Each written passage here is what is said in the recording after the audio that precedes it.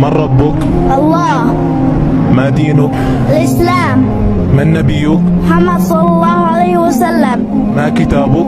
القرآن. أين الله؟ السماء واستوى على العرش. ما الدليل على ذلك؟ الرحمن على العرش استوى. ما معنى استوى؟ أي على وارتفع. ما أعظم عبادة؟ التوحيد. ما معنى التوحيد؟ لا إله إفراد الله بالعبادة. ما أعظم معصية؟ الشرك. ما هو الشرك؟ عبادة غير الله مع الله. ما هي كلمة التوحيد؟ لا إله إلا الله.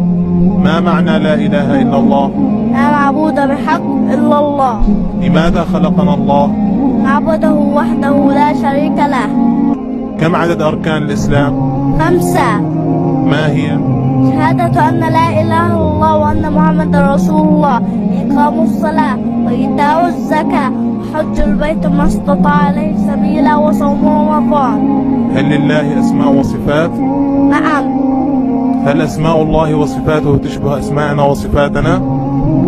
لا. ما الدليل على ذلك؟ ليس كمثله شيء وهو السميع البصير.